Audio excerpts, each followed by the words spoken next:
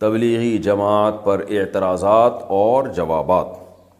تبلیغی جماعت پر اعتراض کرنے والے کہتے ہیں کہ یہ لوگ مسجد میں اعلان کرتے ہیں، اسی طرح مسجد میں قیام کرتے ہیں، سوتے ہیں، کھانا کھاتے ہیں، اسباب کی بالکل نفی کرتے ہیں، گھر بار کی پرواہ نہیں کرتے، سب چھوڑ کر صرف توکل پہ چل رہے ہوتے ہیں، اور قرآن اور مستند احادیث چھوڑ کر فضائل اعمال پڑھتے ہیں جس میں متعدد ضعیف روایات ہیں، اور جو روایات اللہ کے راستے یعنی جہاد سے متعلق ہیں ان کو تبلیغی جماعت پر منطبق کرتے ہیں۔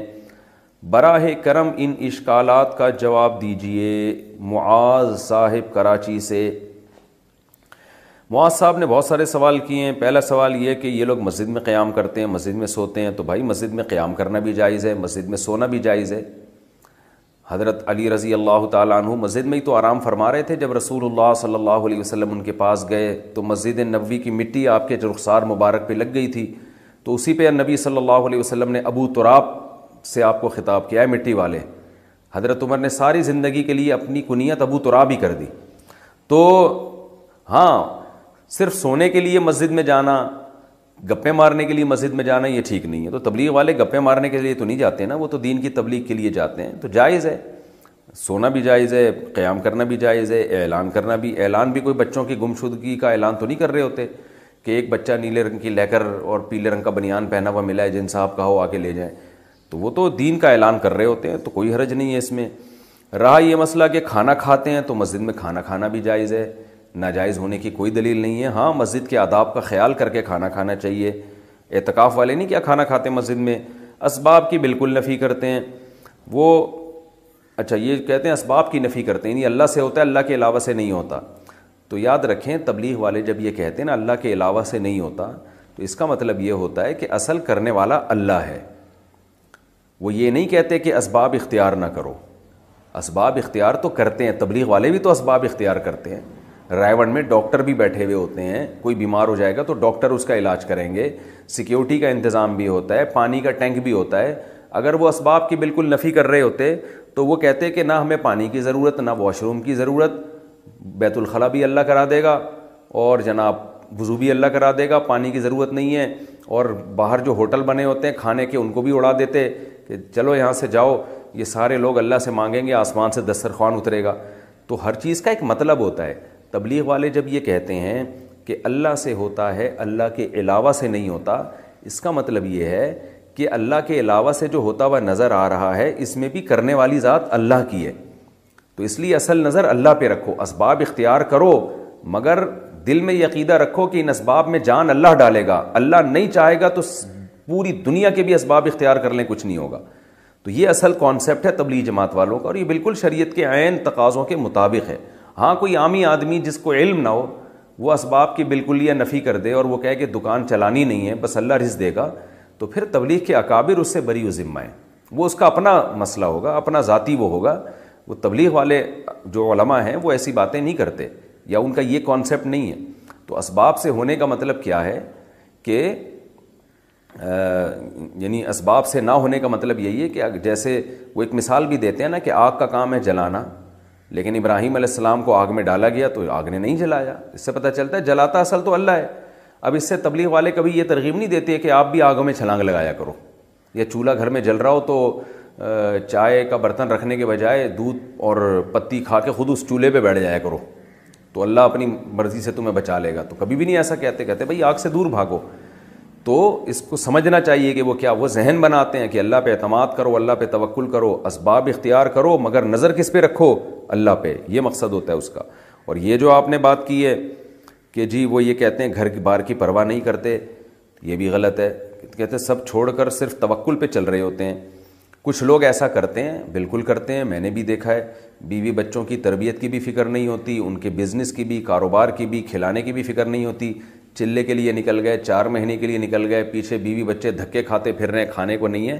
یقیناً کچھ لوگ ایسا کرتے ہیں، مگر یہ کچھ لوگ تبلیغ کے اکابر کی اجازت سے نہیں کر رہے ہوتے۔ میرا خود تجربہ ہے، کراچی اجتماع میں ایک شخص آیا، یونیورسٹی میں پڑھ رہا تھا، بزرگوں کے پاس گیا کہ میں وقت لگانا چاہتا ہوں، 4 مہینے کے لیے جانا چاہتا ہوں، میں خود اس کا گواہ ہوں۔ ان کو مشورہ دیا تبلیغ کے اکابر نے کہ پہلے آپ اپنی تعلیم یا امتحان مکمل کر لیں، کیونکہ یہ آپ کا ورنہ ادھورا رہ جائے گا، اسے جیسے ہی کمپلیٹ کریں پھر آپ 4 مہینے کے لیے نکل جائیں۔ بعض دفعہ تو رائیونٹ سے واپس کیا جاتا ہے، پھر یہ بھی پوچھا جاتا ہے کہ وہ اگر بتائے نا کہ میرے گھر میں کوئی کھانے کا ذریعہ نہیں ہے، آمدن کا ذریعہ نہیں، بس میں اللہ توکل نکل رہا ہوں، تبلیغی اکابر کبھی بھی اس کو نہیں جانے دیتے۔ تو اگر کوئی جا رہا ہے تو وہ خود سے کر رہا ہے یہ کام، آپ اس کو تبلیغ کے کھاتے میں نہیں ڈال سکتے۔ اچھا بھائی، اور یہ جو کہہ رہے ہیں کہ قرآن اور مستند احادیث کو چھوڑ کر فضائل اعمال پڑھتے ہیں جس میں متعدد ضعیف روایات ہیں، یہ بات بھی غلط ہے۔ فضائل اعمال میں زیادہ تر احادیث صحیح ہیں، ضعیف حدیثیں کم ہیں، اور جو ضعیف حدیثیں ہیں بھی تو وہ مسائل کے بارے میں نہیں ہیں، وہ فضائل کے بارے میں ہیں۔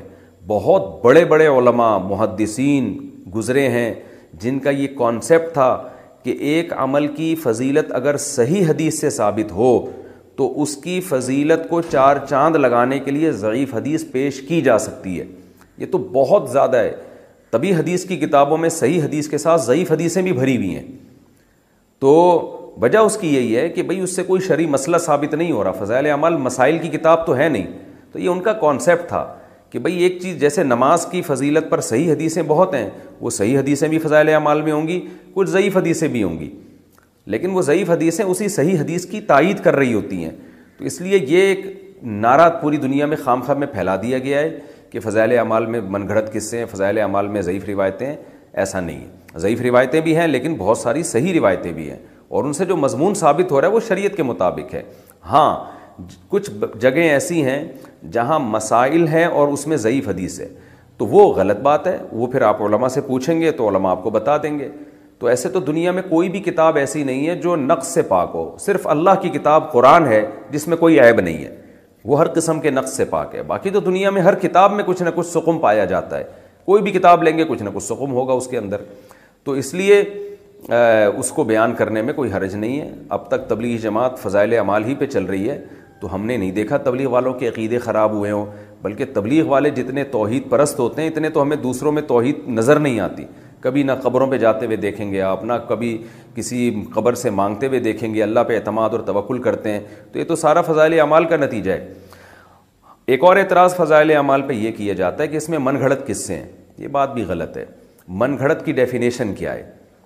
من گھڑت کا مطلب یہ ہے کہ شیخ الحدیث مولانا زکریا رحمۃ اللہ علیہ اپنی طرف سے کوئی قصہ سنا دیں جو انہوں نے نہ خود اپنی آنکھوں سے دیکھا ہو اور نہ اس کی ان کے پاس کوئی سند ہو، اس کو من گھڑت کہتے ہیں۔ آپ نے کوئی قصہ سنایا، لوگ پوچھیں گے بھائی یہ قصہ من گھڑت ہے، آپ کہیں گے کیوں؟ وہ کہتا ہے آپ نے دیکھا اپنی آنکھوں سے؟ آپ کہیں نہیں نہ میں نے تو دیکھا بھی نہیں۔ پھر کسی مستند آدمی سے سنا؟ نہیں جی، پھر ہم کہہ سکتے ہیں بھائی یہ من گھڑت ہے۔ لیکن آپ نے ایک واقعہ سنایا، اگلا کہہ رہا ہے من گھڑت ہے، آپ دلیل دے رہے ہو بھائی میں نے خود اپنی آنکھوں سے دیکھا ہے، تو اب من گھڑت کہاں سے ہو گیا؟ یا کسی قابل اعتماد آدمی کا حوالہ دیا کہ اس نے یہ واقعہ بیان کیا ہے، تو اب من گھڑت نہیں رہا۔ تو فضائل اعمال میں جتنے بھی کرامت کے واقعات ہیں، جتنے بھی اس طرح کے واقعات ہیں جو محیر العقول ہیں، وہ کرامت کے واقعات ہیں، تو فضائل اعمال میں نے جس کتاب سے لیا ہوتا ہے اس کتاب کا حوالہ دیا ہوتا ہے، اور وہ کتاب کے مصنف بڑے بڑے محدثین، بڑے بڑے مورخین ہیں، تو قابل اعتماد لوگوں کے حوالوں کے ساتھ وہ واقعات لکھے ہوئے ہیں، تو ان کو من گھڑت کس بیس پہ